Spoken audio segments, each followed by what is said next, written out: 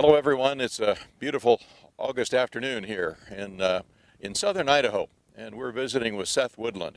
He and his dad have between 1,500, 2,000 acres of a number of different crops that are produced up here. Sugar beets are where we're standing right now. You got a great-looking sugar beet in your hand. Tell me how much this is. When it's going to be processed, when it's ready to be harvested, and how much more it's going to grow before it gets harvested. Well, right now we got, I'm guessing it's about 2.5 pound beet. We still have 40 days of grow time on it, so hopefully keep putting nutrients to it, we can almost double that. So we're hoping for at least a 50-ton yield is what our goal is. Now that's way above what you've produced before. It's way above what everybody else is producing. Our normal on the farm, our best have been around the 30-ton mark.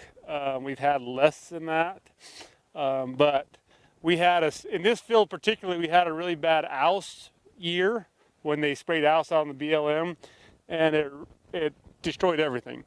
So as we have grown, to even see a beet like this in this field is astronomical. We've never done it. What have you done to produce a beet this size, this early, and expect a yield that's almost twice as what you normally have? Well, this year we came in with compost.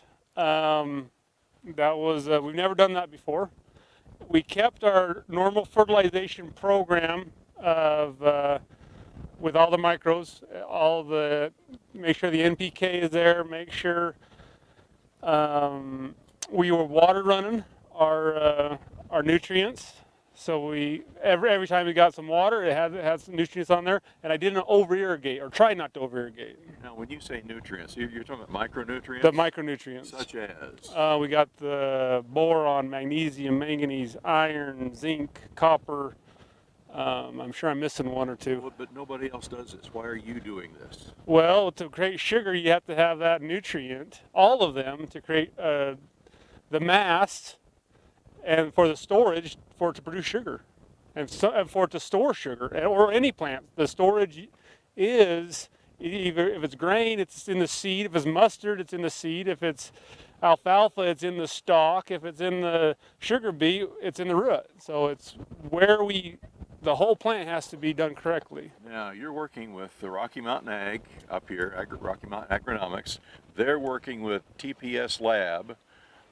This is all generating here really a very strong nutritional program for a crop that is certainly performing. I agree with that completely. I agree that without the team, and I think of it as a team working together on it to say, hey, this doesn't work or this does work, and input from them and input from me and back and forth, that's the only way you can do it. Well, I've tried to do myself, and it didn't work. Now, you've really invested quite a bit in soil test. You invest a lot in tissue tests for plants. Yeah. That's got to be a major cost. How can you cover all that cost with what you've got here? Well, we kind of changed the way we do it a little bit. What we do is I don't take the soil test anymore, even though that's good. We do a lot of petioles, though, a lot more petioles. So we say, we're going to just go put so much on there on the blanket, and then we start testing that plant. But the return, because we know what that plant needs now, we can get and keep adding to it. And that's kind of how we were able to compensate that dollar mark to make it work for us. Now, if you had more dollars, obviously a soil test is really good. It's just that's the only way I can justify the cost. But otherwise, you're getting a return from twice the beet crop. Yeah. It's a no-brainer. You got to do it. A return on investment then. Yeah, yeah. After the harvest, we caught up with Seth Woodland in his office to find out about how the crop turned out. We made a record for our farm. Yield-wise, we averaged 31 ton, which was about 5 ton higher than our normal average. Sugars were still good as we started the program.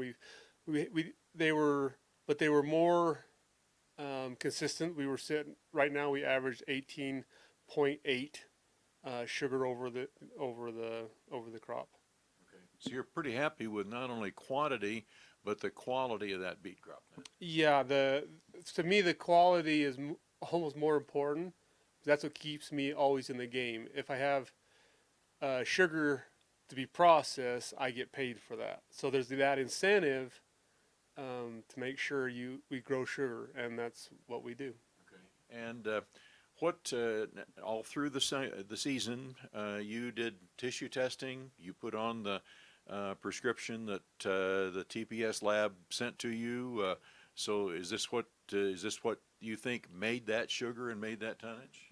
I don't think. I know that's what made the difference. There's no, when you ask the plant what to do and it says I need this, and you give it that and you see the response immediately, there's no question that's what's doing it. So that testing, that petiole is vital. It's what it dictates how you have to farm, not what you should do, but what you have to do if you want the quality and the yields to pay bills.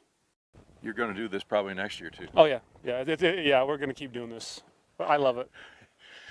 Says Seth Woodland, who is totally sold on the TPS program, and you can see by the size of his the sugar beet here, the wheat, the mustard, everything he grows just a lot better than what is normally produced in this area.